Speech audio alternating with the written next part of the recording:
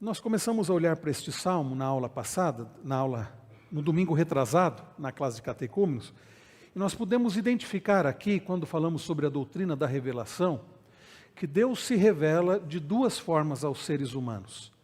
Deus se revela de duas formas. Deus se revela da forma como na teologia ficou conhecido como natural, né? Ou geral, revelação natural ou revelação geral. E Deus também se revela de maneira sobrenatural ou especial. Então, na teologia nós temos revelação geral ou especial e revelação natural e sobrenatural. Nos 6 primeiros versículos, Davi trata da revelação geral ou da revelação natural. Deus se revelando através da criação. Aliás, irmãos, é importante saber, nós vamos ver daqui a pouco nos slides, que nós servimos um Deus que se revela. Existe um Deus, nós cremos nisso. E não haveria como sabermos a respeito desse Deus se Ele não se revelasse àqueles que Ele criou. Então o nosso Deus é um Deus que se revela. Há um livro do Francis Schaeffer, né, que tem esse tema, né, o Deus que se revela. É esse título mesmo, Raul? Deus que se revela? Raul gosta muito e tem conhecimento, né, das obras do Schaeffer. Raul Miller também, o Miller é outro que gosta muito, né, de Francis Schaeffer. É um bom autor mesmo, Francis Schaeffer, já falecido, um grande apologeta. Ele gostava de ser chamado de evangelista, mas ele foi um grande defensor da fé cristã. E o nosso Deus, o Deus da Bíblia, o Deus criador dos céus e da terra, Ele se revela. E ao olharmos para os 6 primeiros versículos aqui do Salmo 19, nós vemos como Deus se revela de forma natural através da criação. Davi diz, os céus proclamam a glória de Deus. Ao olharmos para os céus, podemos chegar à conclusão de que existe um Criador. Existe um Criador glorioso, porque ao contemplar os céus, e se você está num local, ainda que você consegue à noite ver estrelas, né, você fica de fato admirado com os céus. Os céus proclamam a glória de Deus e o firmamento anuncia as obras das suas mãos. Ao contemplarmos a criação de Deus, os montes, as montanhas, os rios, os lugares, esta terra que Deus criou, nós ficamos impressionados com a criação. E podemos chegar à conclusão, e muitos chegam a essa conclusão, de que existe um Criador. Já há alguns anos, muitos cientistas têm aderido, bom, não sei se muitos cientistas, mas uma parte do mundo científico tem aderido àquilo que ficou conhecido como teoria do design inteligente. Já ouviram falar sobre isso? Teoria do design inteligente? Eles chegaram à conclusão de que esse universo, com essa sofisticação, eu gosto dessa palavra sofisticação, né?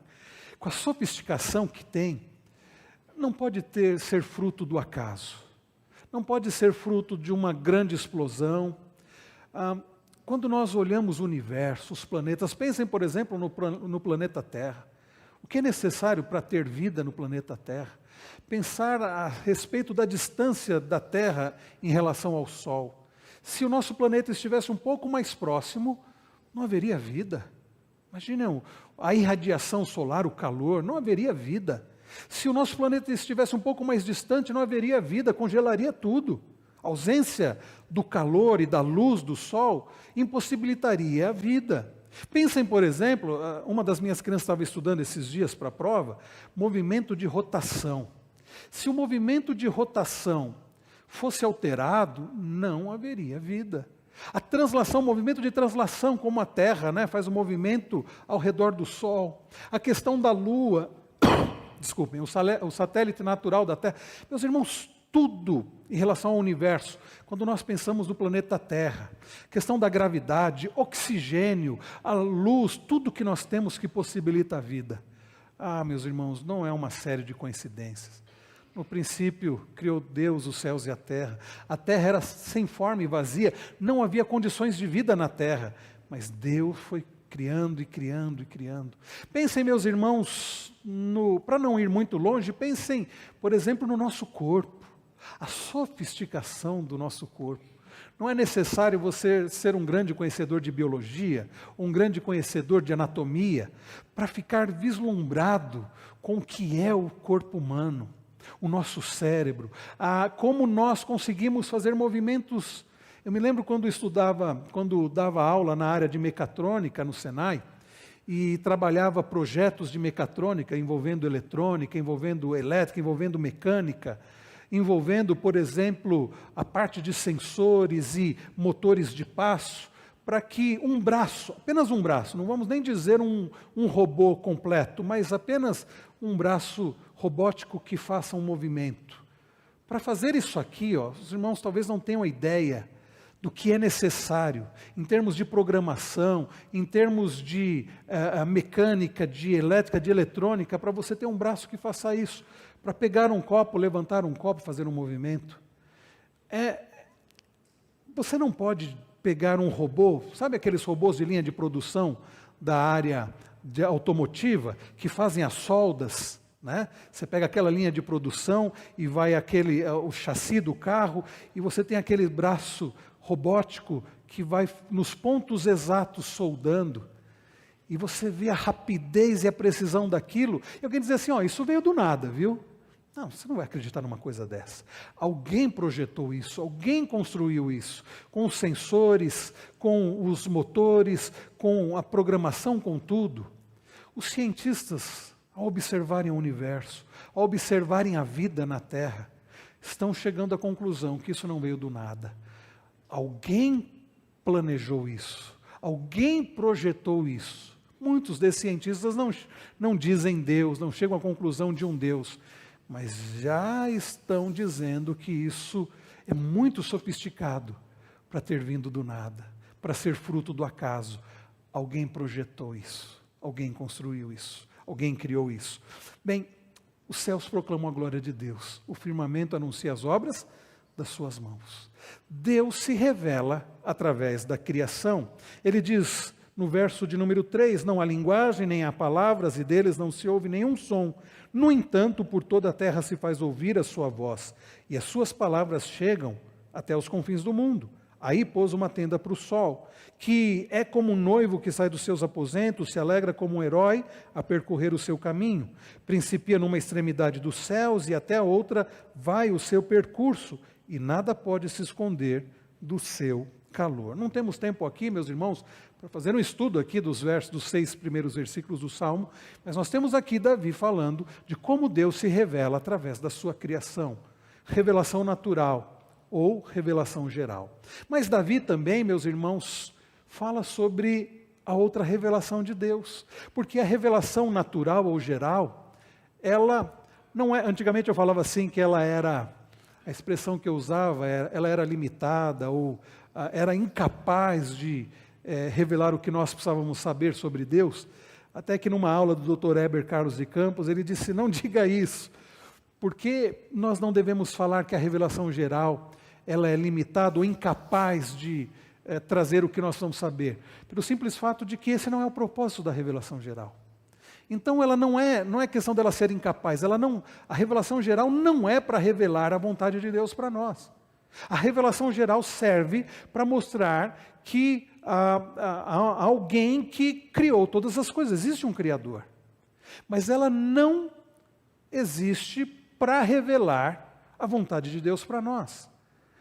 Por isso, aprove a Deus se revelar de maneira sobrenatural ou de maneira especial, através da sua palavra.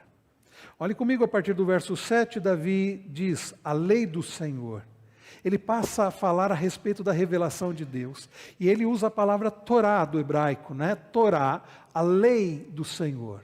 Os 5 primeiros livros da Bíblia, né? O Pentateuco, nós temos a lei do Senhor, a Torá. Bom, em toda a Bíblia nós temos a lei do Senhor, mas ali nós temos, em Êxodo, por exemplo, Deus dando a sua lei através das tábuas ali da lei, quando ele entrega a Moisés. A lei do Senhor, de Yahvé, ela é perfeita, ela é completa. E o que ela faz? Ela traz restauração para a alma.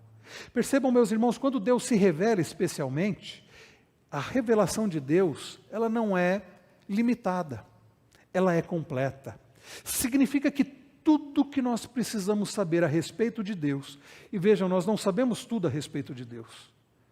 Aliás, eu ouso dizer, e não sou eu que digo isso, os teólogos em geral dizem isso, que seria impossível nós criaturas, nós mortais, nós criados por Deus, termos uma compreensão completa de um ser eterno, todo-poderoso. Não há como a nossa mente abarcar, no sentido de compreender o ser de Deus. O que nós conhecemos a respeito de Deus foi aquilo que Ele fez o quê? Revelou. Então, a nossa revelação, nós veremos daqui a pouco, é uma revelação limitada, porque Deus não se revela completamente a nós, porque seria impossível para nós, mais uma vez, limitados, criados, finitos, compreendermos um ser ilimitado, um ser glorioso, majestoso, incomparável. O finito não pode compreender o infinito. O mortal não pode compreender o imortal. Não pode compreender o eterno, que não teve início e não terá fim. Bom, começa por aí. Você pode compreender como Deus existe desde sempre? Eu não tenho condições de compreender isso. A Bíblia diz isso, eu creio nisso, mas está além da nossa compreensão. Então, o que nós conhecemos é aquilo que Deus revelou, e Deus não revelou completo. E nós vamos viver, preste atenção nisso, nós vamos viver por toda a eternidade, conhecendo e conhecendo a Deus. E nem toda a eternidade será capaz, será suficiente para conhecermos completamente aquele que é eterno. Está entendendo? Davi fala que a lei do Senhor, aquilo que Deus revelou para nós, é completo. Essa é a ideia de perfeito. E por ser completo, restaura, faz aquilo que nós precisamos, a restauração da nossa alma. Depois Davi chama a revelação especial de Deus de testemunho do Senhor. Esse testemunho, o que Davi diz que ele é? É fiel. Vocês perceberam a estrutura dos versos 7 a 9? Em cada versículo, Davi usa uma expressão, um adjetivo aqui para revelação especial. Ele diz o que essa revelação é e o que essa revelação faz. Então ele chama a revelação de Deus no verso 7 de lei do Senhor, diz o que ela faz, o que ela é perfeita, e diz o que ela faz, restaura a alma. Depois ele chama a revelação especial de Deus de testemunho do Senhor, diz o que esse testemunho é, fiel, e o que ele faz. O que ele faz? Da sabedoria. Há pessoas como nós, que precisam de sabedoria, que são simples, que carecem de entendimento. Depois, no verso 8, Davi chama a revelação especial de os preceitos do Senhor. E o que os preceitos do Senhor são? Retos. A ideia de retidão aqui é a ideia de não há erro, algo reto, algo sem defeito. É essa ideia de retidão, né, de algo correto. E o que a revelação do Senhor, especial os preceitos do Senhor fazem? Alegram o coração. Não é maravilhoso? Deus, ao se revelar através da sua palavra, que é sem defeito, que é justa, que é reta, Deus traz alegria para o nosso coração, para a nossa alma, para o nosso espírito. Ainda no verso 8, Davi chama a revelação especial de mandamento do Senhor. O que esse mandamento é? É puro. A ideia de puro aqui é a ideia de algo claro, algo que pode ser compreendido porque há clareza nisso. E traz o quê? Iluminação para os olhos. Depois do verso 9, Davi vai se referir à lei do Senhor, à revelação do Senhor como temor do Senhor.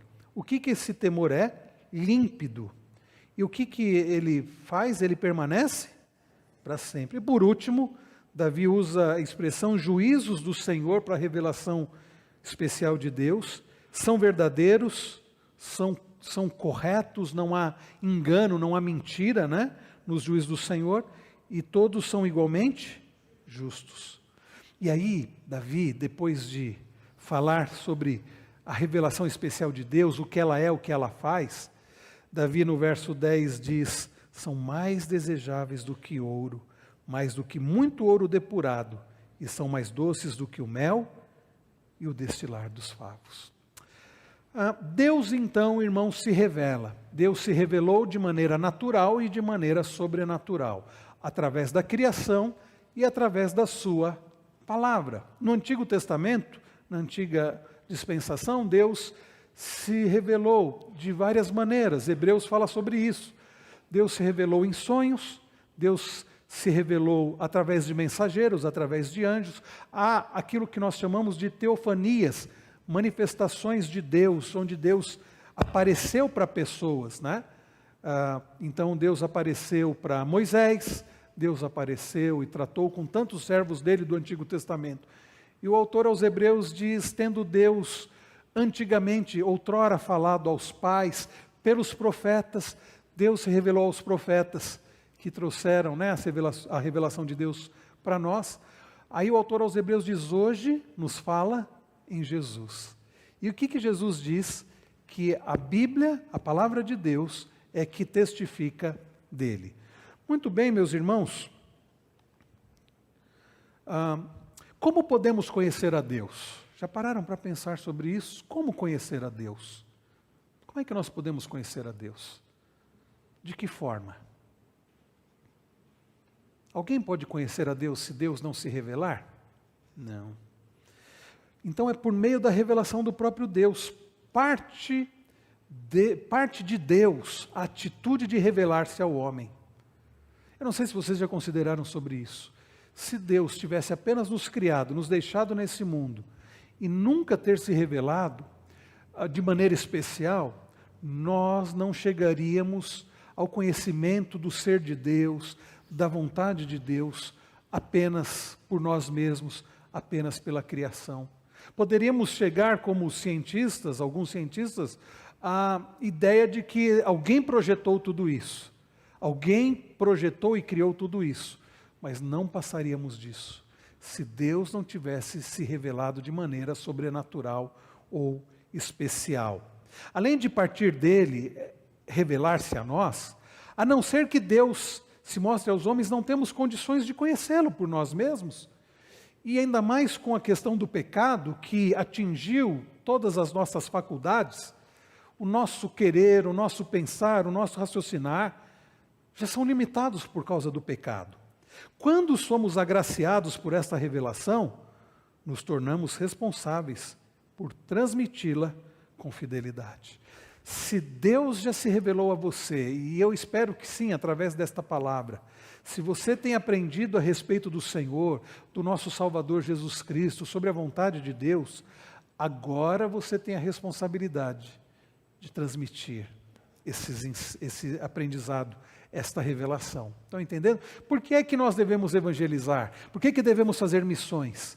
Porque uma vez que conhecemos a respeito de Deus, como Ele se revela a nós precisamos transmitir essa revelação àqueles que ainda não conhecem. Então, vamos falar um pouquinho, o nosso tempo aqui está bem limitado, eu não vou pedir que os irmãos abram, nós não vamos ler os 9 versículos aqui de Gênesis 28, todos esses versículos de 10 a 19, né, todos esses versículos, mas vamos pensar um pouco, talvez você conheça essa história. Se você quiser deixar a sua Bíblia aberta em Gênesis 28, a história de Jacó. Jacó, ele dorme e ele tem uma visão, Deus dá a ele uma visão, né, como que em sonho, uma visão, vocês se lembram qual era a visão? De uma escada e dos anjos. Então, enquanto dormia, Deus revelou-se a Jacó, dando-lhe um sonho no qual via uma escada que dava acesso ao céu. E é interessante que nessa visão que Deus dá a Jacó, nesse sonho, nessa revelação, Jacó não conseguiria ir até Deus, mas Deus veio até ele. Deus, através daquela revelação, vem até Jacó. Jacó não merecia essa revelação, mas Jacó precisava. Jacó não tinha como ir até Deus, mas Deus vai até ele. Percebam que Jacó não estava nem mesmo procurando por Deus. Não sei quantos de vocês assistiram a série na época, tem uns 2 anos atrás, né, que o reverendo Clayton fez aquela série de mensagens, né, o Deus de nossos pais, e esse foi um dos textos, né, que nós tivemos a pregação, tem lá no YouTube da nossa igreja, né, no canal da nossa igreja do YouTube. E nessa parte da história de Jacó, ele não estava buscando pelo Senhor, mas Deus estava buscando por Jacó. Não é curioso isso? Deus estava buscando por Jacó. E Deus então dá uma visão para ele. E sua promessa de seguir ao Senhor veio somente depois de Deus aparecer para ele.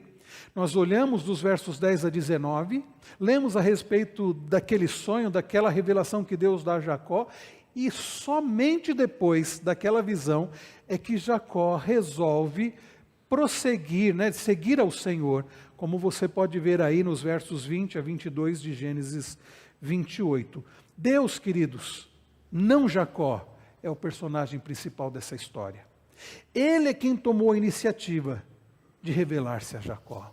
Aliás, não sei se você já percebeu isso, mas não é Moisés o personagem principal de Êxodo, nem de Levítico, nem de Deuteronômio, nem de Números, nem de Gênesis. Deus é o personagem principal. Não sei se você percebeu, mas não é Josué o personagem principal do livro de Josué, mas é Deus fazendo o povo entrar na terra prometida, é Deus dando vitória ao povo, é Deus guiando o povo. Não sei se você percebeu, mas não é Davi o personagem principal de 1 Samuel. É Deus guiando o seu povo, usando a vida de Davi. É o grande rei guiando e protegendo o seu povo, usando a vida de um pequeno rei que foi Davi. Segundo Samuel, não é Salomão o personagem principal, mas é Deus. Eu não sei se você percebeu, mas não são os seres humanos personagens principais da Bíblia, mas é Cristo, é Deus agindo. A reação reverente de Jacó foi chamar aquele lugar de Betel. A palavra Betel, a expressão Betel do hebraico, Beit El, é a junção de duas palavras, de duas expressões. Beit, que do hebraico significa casa, e El, que significa Deus. Beit El, casa de Deus. Betel é casa de Deus. Essa foi a reação de Jacó diante da revelação de Deus. E Jacó passa a seguir o Senhor. Jacó passa a seguir o Senhor. E é curioso quando nós pensamos em termos de revelação, porque a história de Jacó apontava para uma história ainda maior. Apontava para Cristo, que é chamado por Isaías 700 anos antes de Jesus vir a este mundo. Isaías fala sobre o príncipe da paz, sobre o Emanuel, o Deus conosco. A palavra Emanuel significa isso, né? Deus conosco. Jesus teve de se fazer Emanuel. Jesus vem a esse mundo. Você se lembra o que diz João, capítulo 1, o Evangelho conforme João? No princípio era o Verbo estava com Deus e o Verbo era Deus. Todas as coisas foram feitas por intermédio dele. Sem ele, nada do que foi feito seria feito. Foi através de Cristo.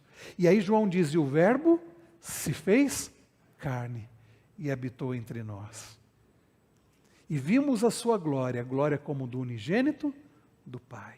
Jesus é a revelação de Deus perfeita. Paulo diz que nele habita, lá em Colossenses Paulo escreve isso, toda a plenitude da divindade habita em Cristo. Cristo é o Deus revelado, é o Deus se fazendo presente. Jesus Cristo veio revelar o Pai, mostrar quem era Deus. Ele desceu até nós, ao invés de nós termos subido até Ele. Então esse é o primeiro ponto, Deus se revela. E não fosse Deus se revelar, nós não conheceríamos a Deus, estaríamos perdidos. Segundo ponto da nossa lição é que Deus se revela a todos.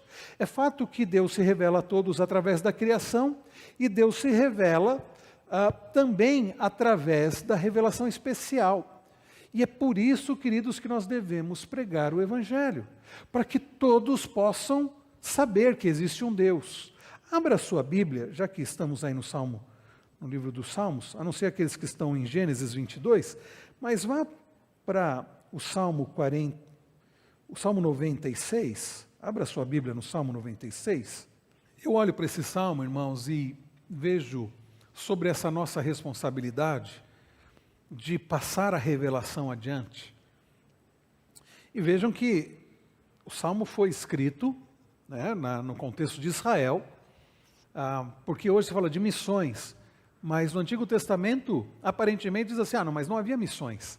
Se as pessoas quisessem conhecer sobre o Deus verdadeiro, tinham que ir até o povo de Deus e fazer parte do povo da aliança. Mas olha o que o salmista diz, cantem ao Senhor um cântico novo. Cantem ao Senhor. Aí o que ele diz? Quem deve cantar ao Senhor? Todas as terras. Mas aí vem uma pergunta, como todas as terras cantarão ao Senhor, se nem todas as terras conhecem ao Senhor, sabem quem é Deus? Aí o salmista continua, cantem ao Senhor, bendigam o seu nome, proclamem a sua salvação, dia após dia. Percebem? É preciso que aqueles que conhecem a salvação do Senhor, façam o quê? Proclamem a sua salvação. Esta é a revelação de Deus. Existe um Salvador, existe um Deus que tem poder para salvar. E aí ele continua, anunciem entre as nações a sua glória, entre todos os povos as suas maravilhas. Irmãos queridos, é responsabilidade nossa anunciar entre as nações, anunciar entre todos os povos, entre todas as etnias. Pensem que só no nosso país existem inúmeros povos, inúmeras etnias. Quando a gente fala em Brasil, você fala, não, somente um povo, o povo brasileiro. Não. Na Amazônia, quantas etnias? Eu não tenho ideia para falar para vocês, eu lembro do reverendo Silas falando em cerca de centenas, reverendo Silas falando.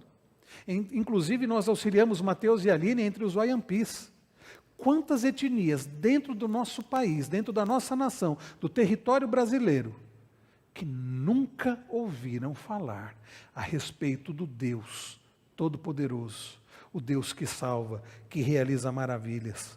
Anuncie entre as nações a sua glória, em todos os povos as suas maravilhas. Por quê? Verso 4, porque o Senhor é grande e digno de ser louvado, mais temível do que todos os deuses. Todos os povos têm os seus deuses, são deuses falsos. E aí ele continua, e ele diz no verso 5, porque todos os deuses dos povos não passam de ídolos, o Senhor, porém, fez os céus. O problema é que os povos, ao contemplarem os céus, ao invés deles chegarem à conclusão de que existe um Criador e que eles possam conhecer esse Criador, para adorar esse Criador, eles adoram a criação. A revelação natural tem servido para muitos povos para levar as pessoas apenas a adorar a criação e não adorar o Criador, porque muitos povos ainda não sabem quem é o Criador. E ele diz, o Senhor, porém, fez os céus, glória e majestade estão diante dele, força e formosura no seu santuário. Olha o verso 10, digam entre as nações, reina o Senhor. Isso que nós lemos ainda há pouco no Salmo 11, que Davi sabia, existe um Deus que reina, Ele está no seu santo templo, Ele está no seu trono sublime, não preciso fugir.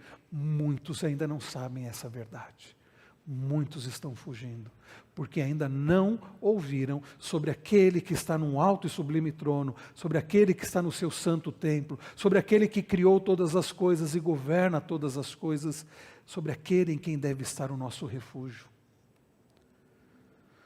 Verso 11, aliás, ainda no verso 10, ele firmou o mundo para que não se abale e julga os povos com justiça. Não faz lembrar o Salmo 11? Alegre-se os céus e a terra exulte, ruge o mar e a sua plenitude. Alegre-se o campo e tudo que nele há, cantem de alegria todas as árvores do bosque, na presença do Senhor.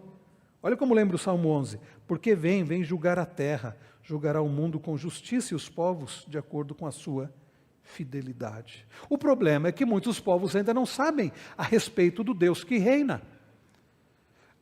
O cristianismo é uma religião revelada, vinda de Deus. Deus se revelou.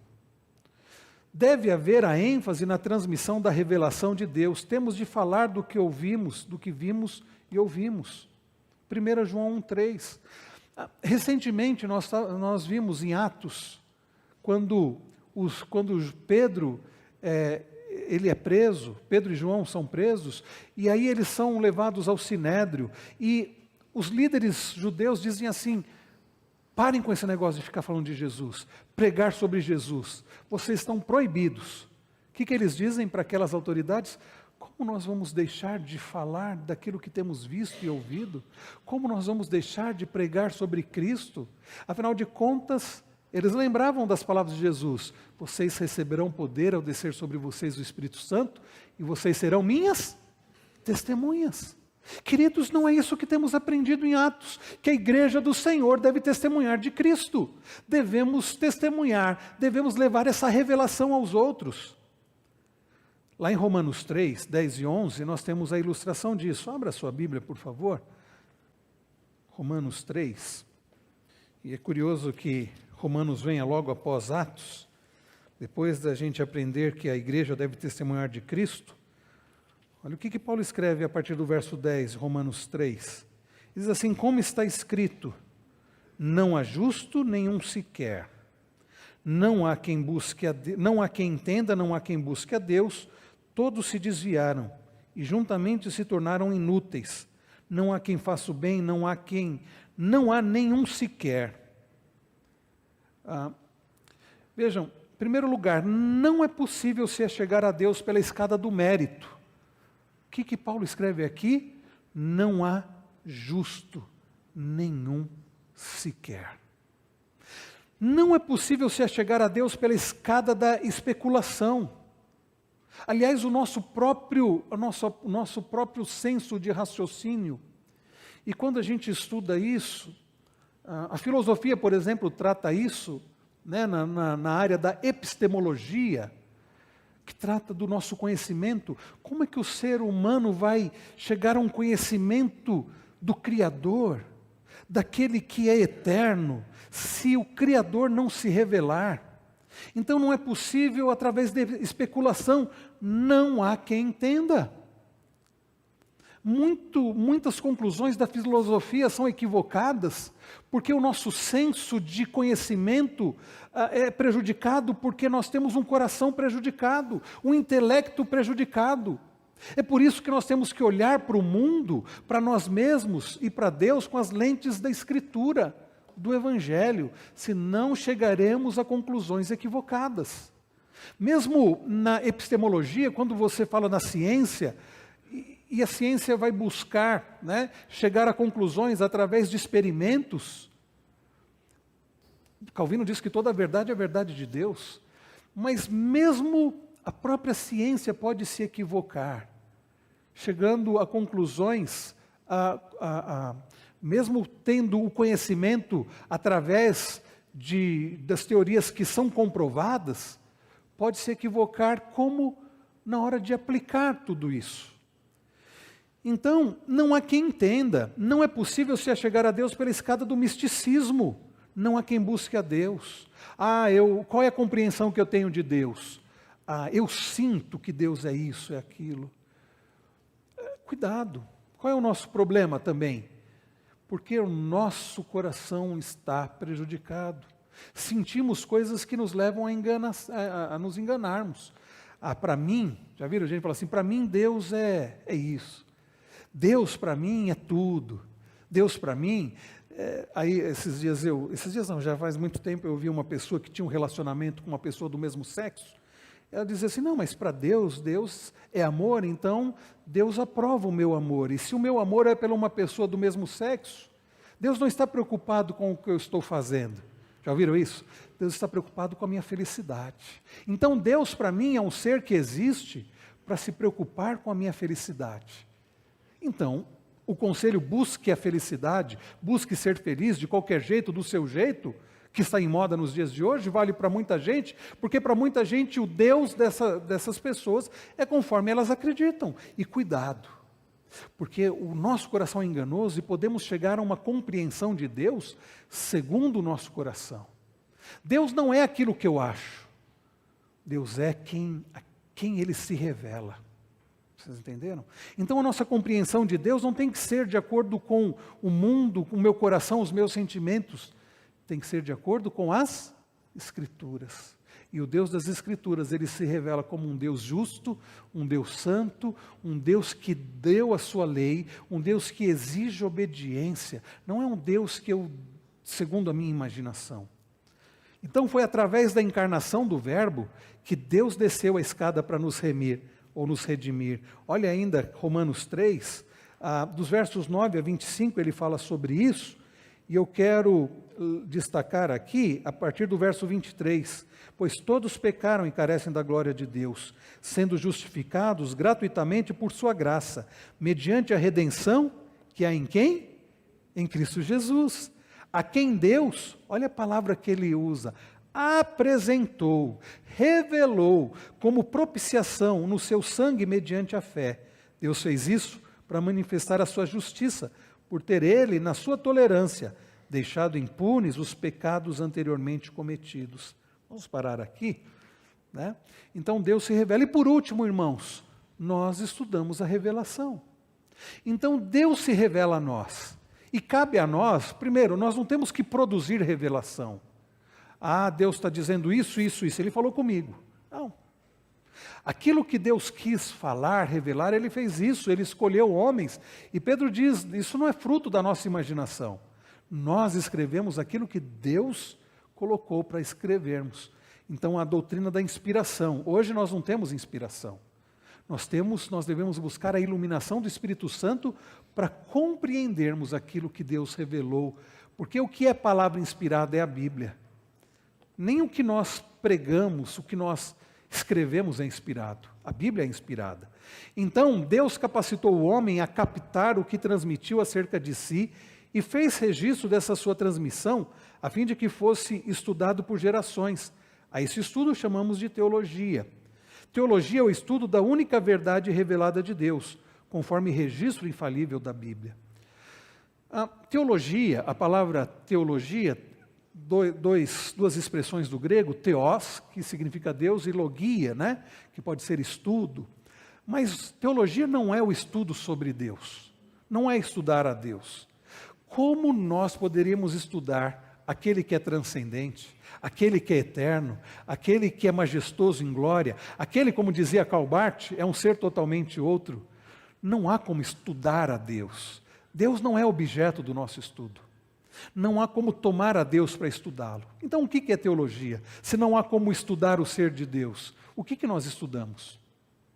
O que vocês acham? Tem a ver com essa aula. A revelação.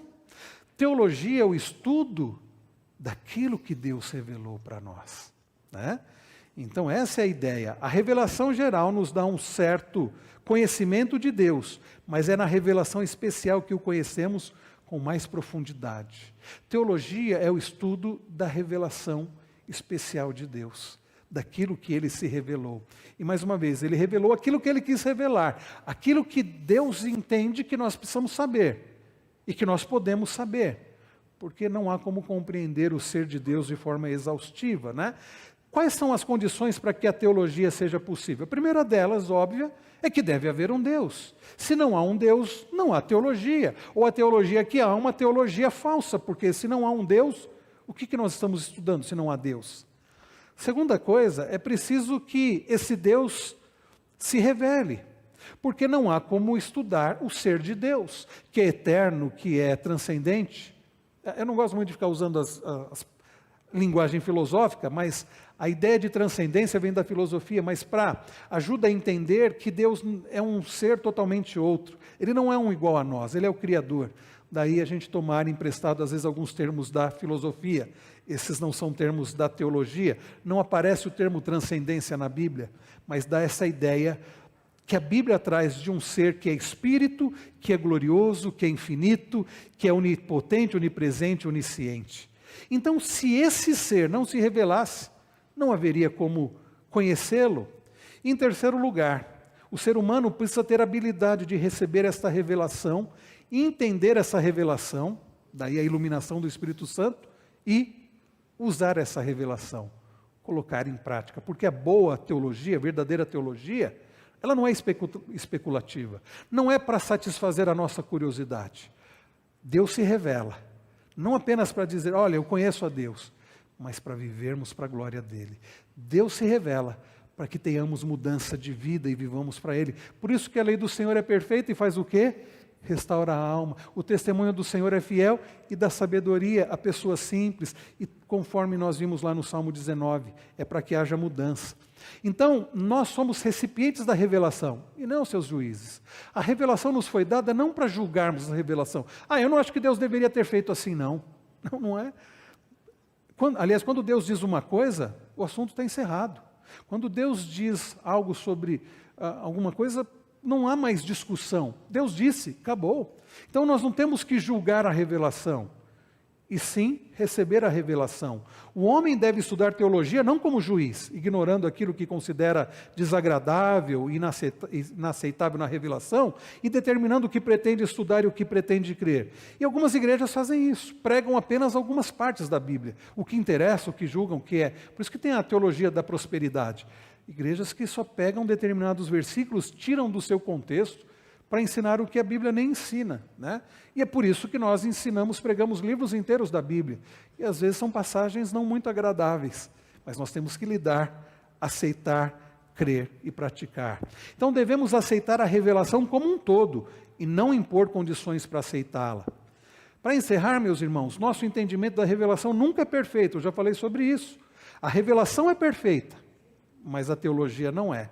Devemos buscar a ajuda do próprio Deus no entendimento da revelação. Compreendemos melhor a Bíblia quando somos norteados pela forma como a própria Bíblia interpreta a si mesma.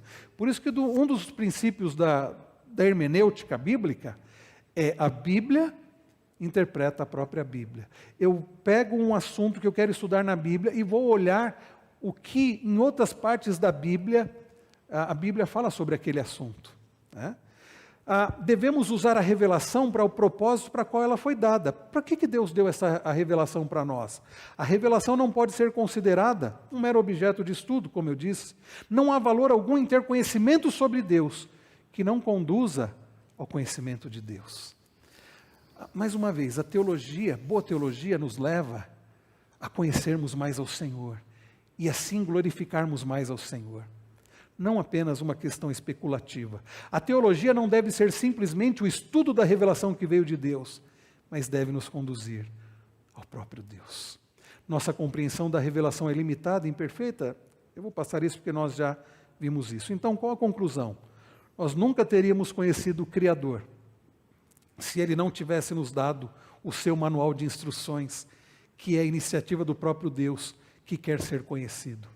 Aliás, já pensaram sobre isso? Por que Deus se revela de maneira sobrenatural e não apenas através da criação? Porque Deus quer ser conhecido. É por isso que no Salmo 96, nós lemos que devemos proclamar ao Senhor a glória do Senhor a todas as nações. Deus quer ser conhecido por todos e exaltado por todos, e Ele vai ser exaltado por todos. Nosso objetivo é estudar esse manual, que é a sua palavra, seguir os passos nele apresentados. Aliás, lembram-se do que Deus disse para Josué?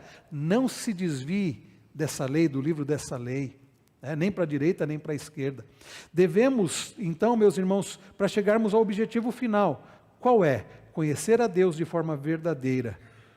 Conhecer de forma verdadeira, né, o Salvador. Ok, meus irmãos, eu quero parar aqui porque o nosso horário já passou um pouquinho. Então vamos parar aqui. Mas, irmãos queridos, deixar aqui para os irmãos que Deus se revelou. Deus se revelou através da sua palavra.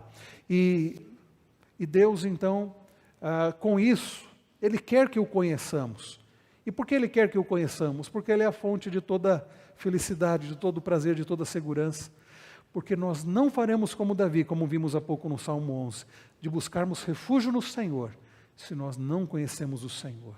Nós não confiamos em quem nós não conhecemos. Nós precisamos conhecer mais ao Senhor. E quanto mais conhecermos ao Senhor, mais segurança, mais prazer, mais alegria, mais satisfação nós teremos. Nós teremos. E mais glorificaremos ao Senhor. Que Deus nos ajude para que continuemos a conhecê-lo, conheçamos ao Senhor mais e mais, e assim vivamos para a sua glória.